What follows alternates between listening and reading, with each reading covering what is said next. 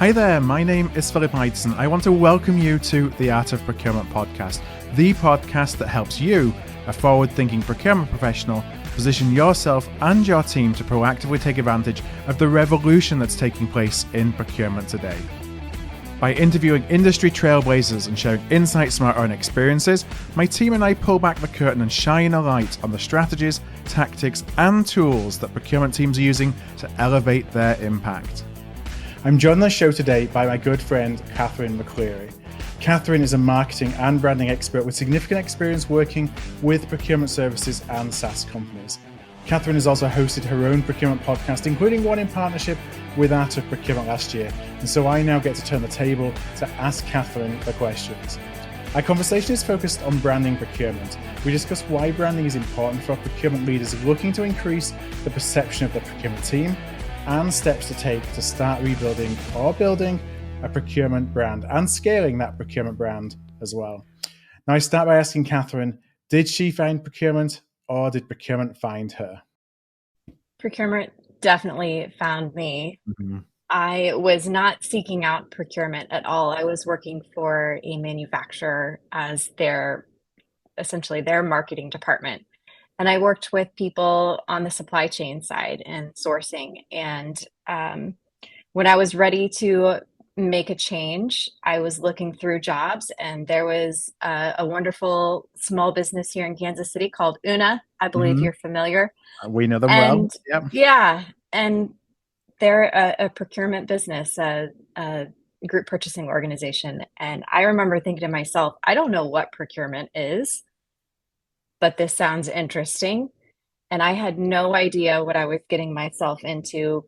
You know, the world opened up for me, and I had no idea that I would end up loving it. So it found me and it kept me. So from a marketing perspective, for those, I mean, I know that as procurement folks, we have often support marketing as a function, but as a marketer, what were some of the things that you would be looking to do, whether it's for the procurement organizations you worked for or, before you even came into procurement? There was not a lot of crossover. I think the most exposure I had was with supply chain before going to procurement. And we did product design together. Mm-hmm. So I would work on packaging, and we would work on aesthetics together, and they would source raw materials, and we worked, hand in hand to create new products and launch them. But outside of that exposure, there wasn't a whole lot of crossover with marketing, and I was really just at the mercy of whenever they had time for me because I wanted to learn about it. And I hear in marketing, different terms like product marketing, brand marketing. Could you share a little bit of, or shine a bit of a light on what are the different elements of a marketing organization? There are so many different types of marketers, and it really depends on the size of the business. So small businesses, in that, 10 to 100, a couple hundred, you're going to have a smaller marketing team. It's generally 10 to 20% of your headcount. Mm-hmm. And when it's a small business like that, you're going to have a lot of generalists like me. I could basically do anything under the sun. And then as you get to larger businesses, like where I've kind of stayed in the last few years, even though startups are small, they are really great at bringing on specialists as they grow and as they scale. So product marketing, they specialize in the products and how to sell them essentially through the website, through sales team.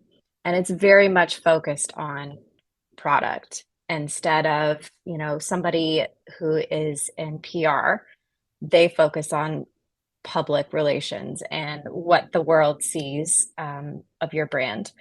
And then there are marketing operationalists, and they build the structure and architecture of how marketing works. And there are demand generation marketers, and they help build the sales funnels that bring in leads and design that entire process. And then there are brand marketers. There are a lot more marketers within there. Yeah. But brand marketers tend to fall under lots of other categories. And it depends on the marketing strategy and the priorities of the business, whether or not brand marketing is its own part of the marketing organization. Mm-hmm. The larger the company, the more you're going to have in brand. But as a marketer of any kind, you have to understand brand marketing to do your job, because you're representing anything that you see, hear, or read is impacted by brand. So Right. there's nothing that brand doesn't touch. And so um, everybody's a brand marketer if you're in marketing. Mm-hmm. I hate to say that, but it's true. Now, I want to talk a lot more about brand because that's really the conversation today. But before we do, I just want to ask you about your background there for in marketing procurement, or in marketing of procurement companies, because we got to know each other, like you said, in the early days where you joined Una. Una's not the only organization you've worked in the procurement space, and actually you've worked in some pretty differentiated businesses from a procurement perspective. So I wonder if you could just share a little bit more about that for context. Yeah, so I've been a marketer for 11 years, and before that, I was in finance. Did like a 5-year stint as a licensed securities professional, and made a transition actually with branding. That was one of the very first things that I did, that I took on as a freelancer, and worked on that for a few years and moved corporate. So working as an entire marketing department in manufacturing for a local manufacturer. Shout out to Prior Products. Still love you guys. Wonderful business. And then shifted to procurement, which was interesting. I had no idea how adjacent it would be. Yeah. And then went into SaaS and procurement tech specifically.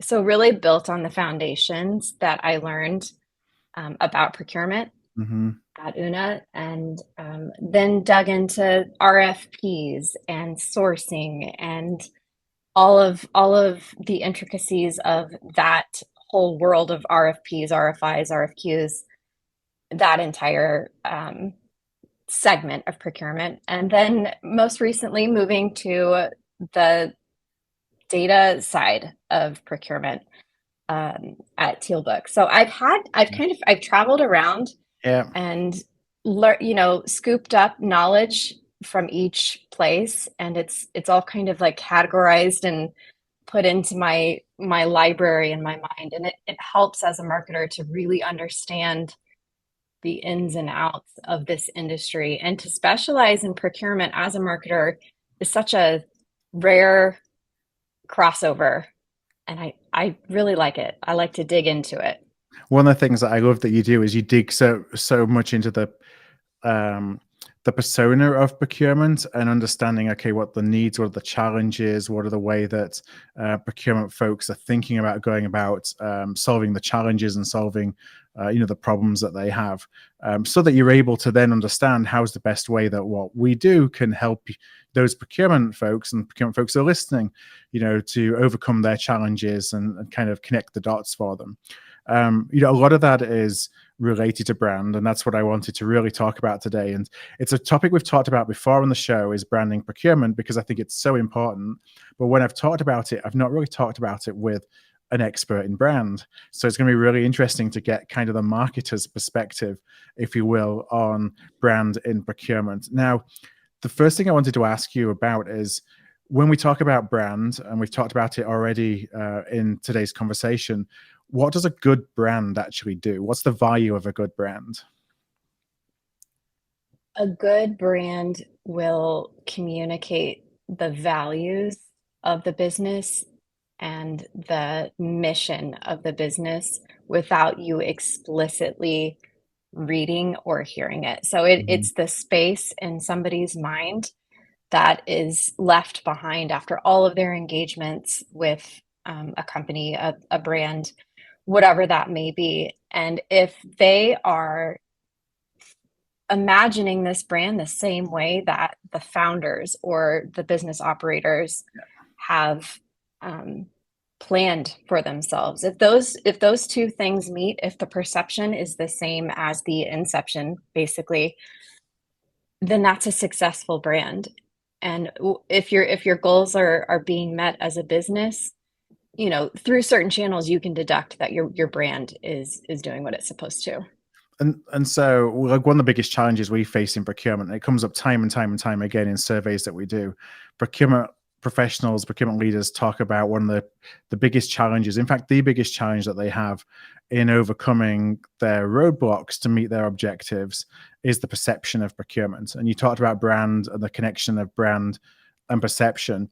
Is it possible to apply to brand a function?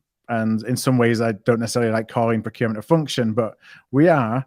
Is it possible to brand a function, not just brand a business?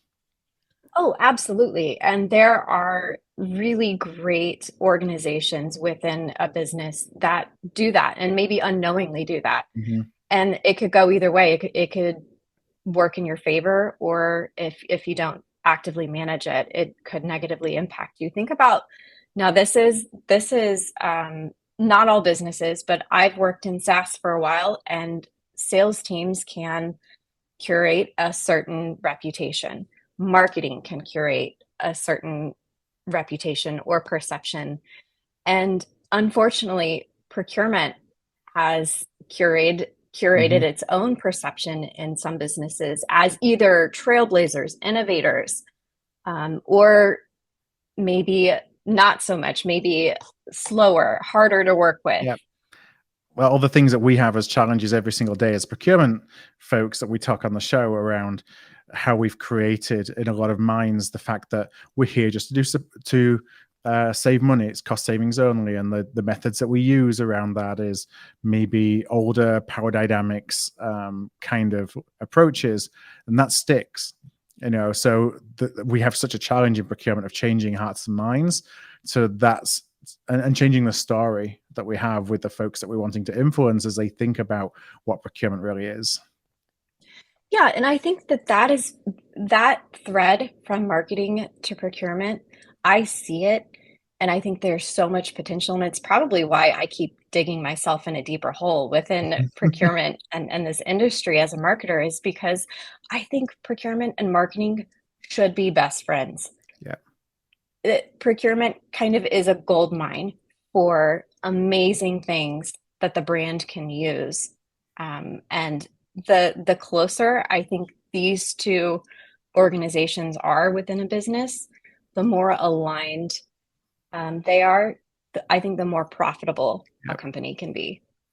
So as a procurement leader is thinking about what my brand is, of what the brand of procurement is within my organization, what are some of the things that they can do to actually get the reality of how procurement is perceived, and determine, is this something that that's important for me to invest in? And that can be invest from a financial perspective, but it can be an invest from a mind space perspective as well. Well, you have to do the hard work, and I say hard not because it is a lot, but because it's not easy to get feedback about yourself, but it's necessary. So procurement needs to understand how they're perceived, with departments like marketing or sales or product operations, and make sure that what their starting point is accurate, because you can't rebrand something and be successful if you're not being honest with yourself and recognizing what needs to be changed in the first place. So sending out a survey, 3 questions, similar to an NPS survey, which marketers are very familiar with. Procurement can borrow that concept. And I'm sure procurement is already really great about sending out surveys to their suppliers and their partners and understanding, how to strengthen those relationships. So turning that process inward and applying what you're already doing with suppliers and treat your internal stakeholders and even those departments that are not direct stakeholders, understanding how they view you is important as well. They may not know you exist. And that's a problem as well.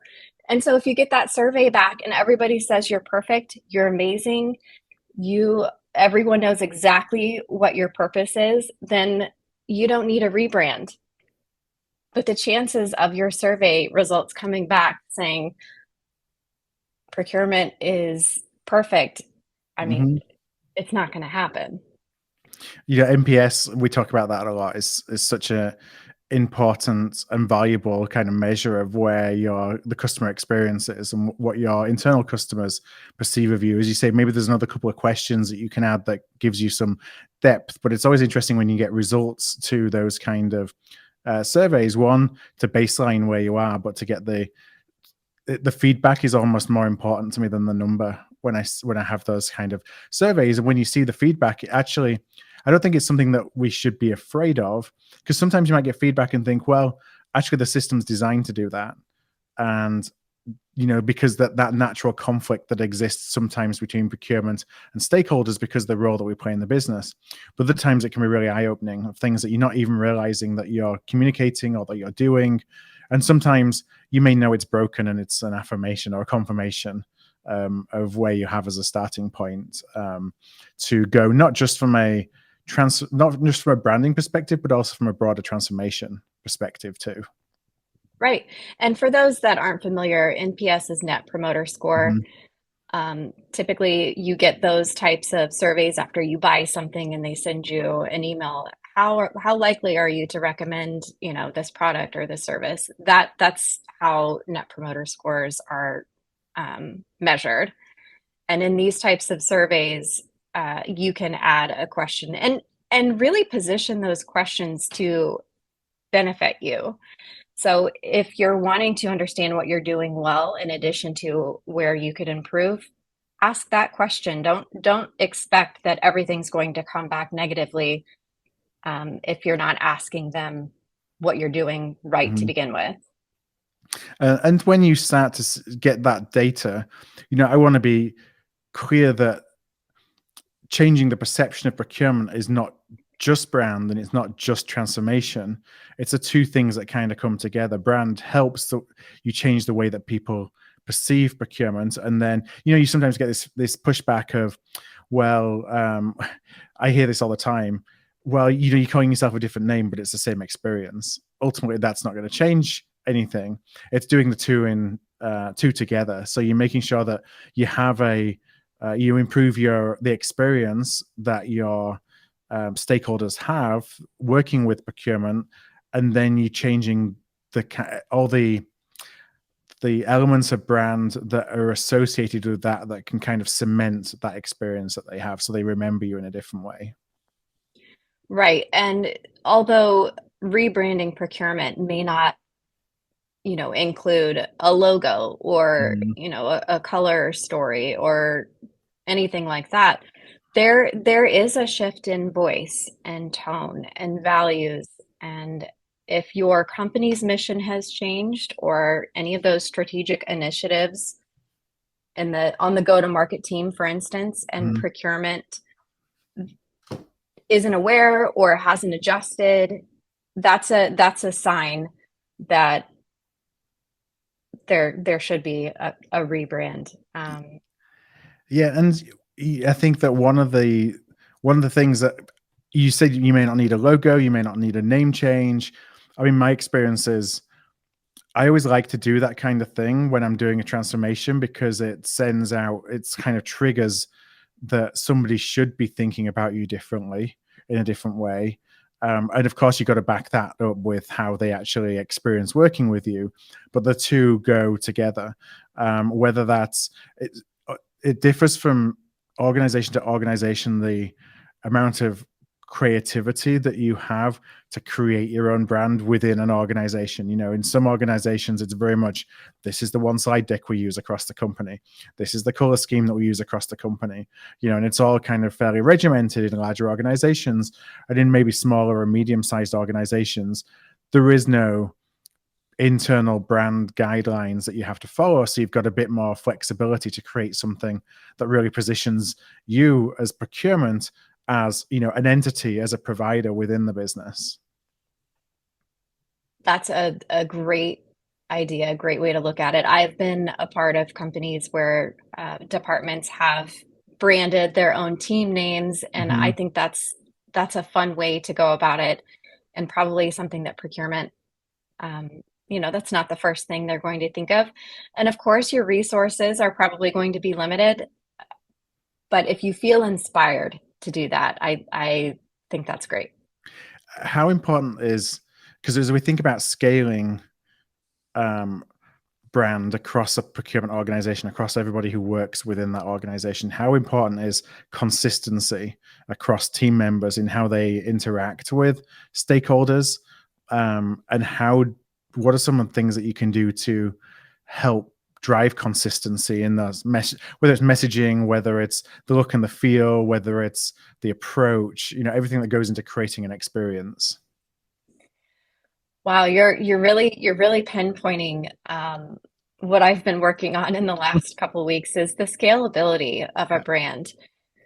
I think where I am reminded of how brand is often forgotten is the system behind it. Mm-hmm. And brand isn't hardly worth anything if it's not going to be consistent. So it's got to be a team effort. Everybody has to be rowing in the same direction.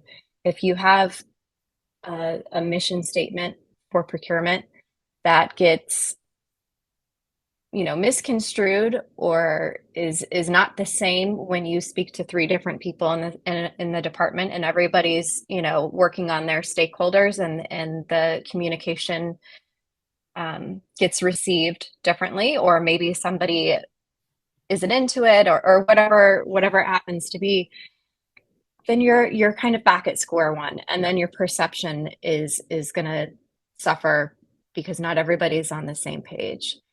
So figuring out a shared narrative and creating formal documents and creating what we like to call a style guide, and making sure that everyone knows where to find it, how to use it, and take the time to train your team on how to speak about procurement, how, like, the words that you use.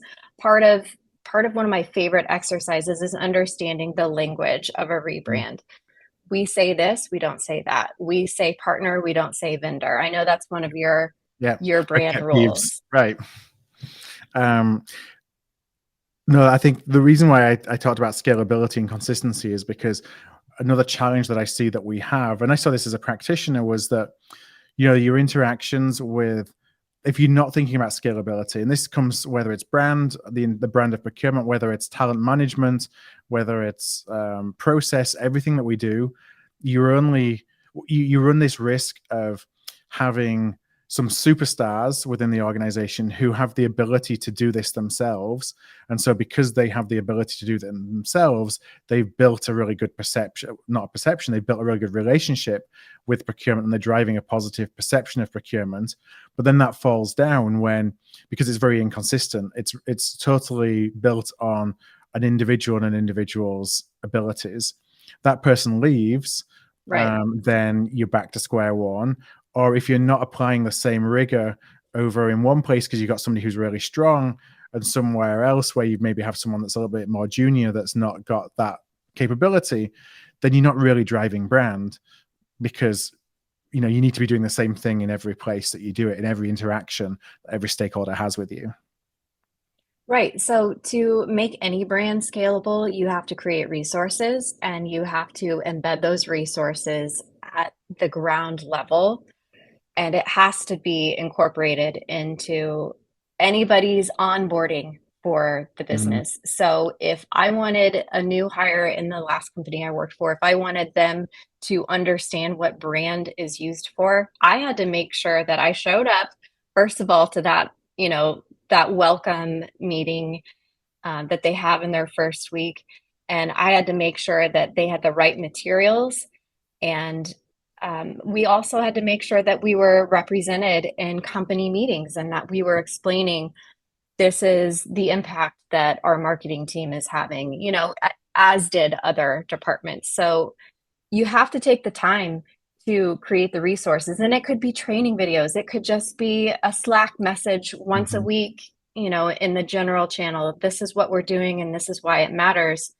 And using your verbiage and repeating your values and tying that to the same values that is, the company uses and their mission. And, so making sure that you're visible is a great way to ensure that your brand lives on beyond your time on Yeah. that team. Yeah, and I think about it being built in a way, it's probably something I should have said earlier to one of the points you made, but that it helps from a cultural perspective when you're actually talking, because you mentioned it there, talking in the same way that your business does, your stakeholders do. So that what I found was really powerful, and this is where it came back to kind of the logo and maybe even images that you use within presentations and things, can connect you with the culture of the business, so that when you're working with the business, and when I say the business, I really mean your stakeholders, they feel like you're a part of them, as opposed to, well, your procurement over here to, there to make my life difficult. That actually everyone's on the same team. Yeah.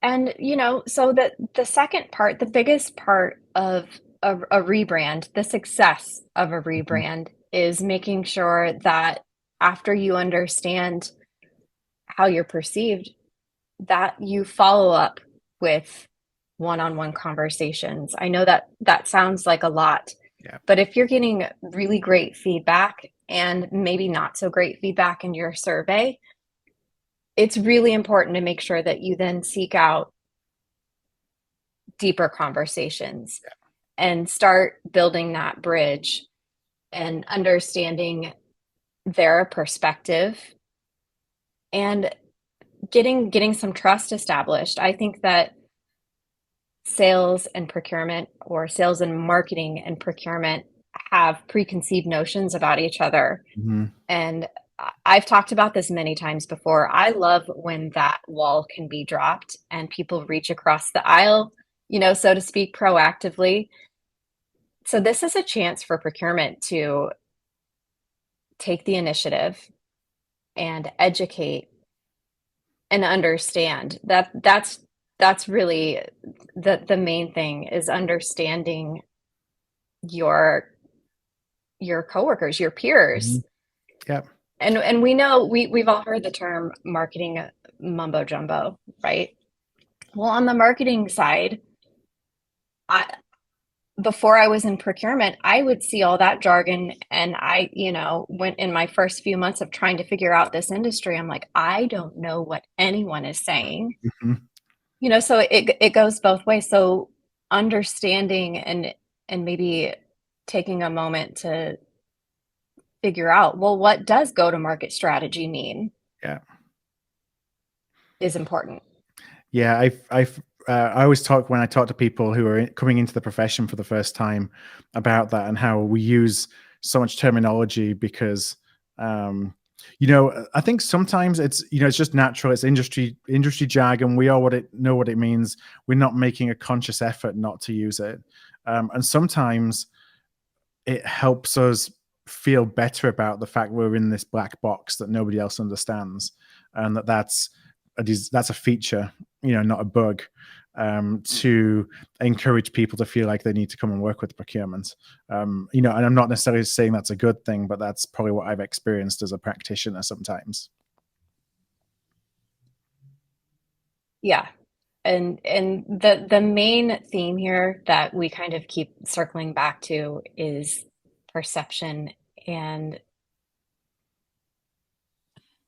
it sounds cliche, but my goal every time I work on a rebrand, or when I'm at a business working on brand, my goal is to take what's inside, what's already there, what exists, like the essence of the best parts of that Hmm. company, and make it known. Yeah. And so when you translate that, to rebranding procurement, like, You and I know how great these people are, how hard they work, how smart they are. Just some of the incredible work that's being done will never, come to light because they aren't, well, they're not natural marketers. They're not the Right. natural promoters. Some Mhm. of them may be, and some of those, you know, organizational leaders may have that figured out, but make it known. Yeah, It's there's a that's the greatest thing about brand is that you're taking what's there. You're not making stuff up. You are just sharing and communicating effectively what's already making you great. and I think that's something we really struggle with because we often think, and I felt this as a practitioner. I know I talk to a lot of leaders who believe that the results are what drives the perception. And so if I deliver, that's all that matters. And you can go too far the other way where you're talking too much from a marketing perspective and positioning yourself and branding yourself and the results don't follow. But there's that middle ground where you have the results and you have the marketing and the brand you do, and that's where you really make people sit up and realize this is the value that procurement can offer, and that may be different than what my perception of what procurement is or was. Right, and those results will be your guide. That's your Yeah. gauge. Don't worry so much about, well, if we talk about ourselves, it's going to be too much. Well, if you know, people don't know that your department even exists, or they think that you're just pencil pushers, or all Mhm. you do is contract work, you know, then that's your indicator that what you're doing is not enough. Yeah. Well, I think that's a good place to end. I want to thank you so much, Catherine, for joining me today and talking a little bit about brand. I'll say it's a topic that I'm really passionate about for procurement because I think it's one of the legs to the stool, so to speak, to change the perceptions of what we do, and that just unfortunately results on their own isn't enough. You have to marry that with brand and positioning and a lot of marketing kind of techniques to amplify the impact really of your good results. My very last question, and this I always say in the podcast is the easy one. If anybody is listening today, they're interested in reaching out and connecting, where's the easiest place for them to find you? Yeah, great question. The best way to find me right now is LinkedIn, Mhm. and you can just search my name, Katherine McCleery. I'm the only one I've found before, and pretty soon I will have a website to promote as I'm launching my business Go Lightly Creative. So look out for more on that. But in the meantime, just you can find me and connect with me. I love to meet new people in procurement and build up, the content and the feed that I see on social. So would love to connect with your listeners. Well, I know that you're really active on LinkedIn. So, well, as we always do, we're going to include a link to your LinkedIn profile on the show notes for today's episode. All of the show notes for all the different Art of Procurement podcasts are at artofprocurement.com/podcast. That's artofprocurement.com/podcast. Catherine, one last time, thanks so much for joining me today.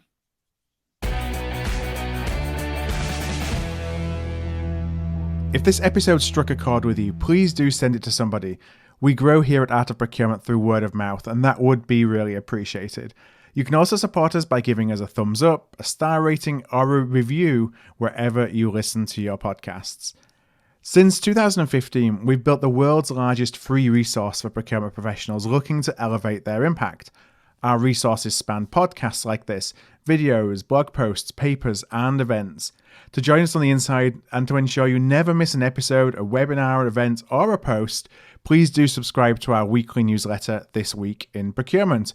You can do that at artofprocurement.com/subscribe. That's artofprocurement.com/subscribe.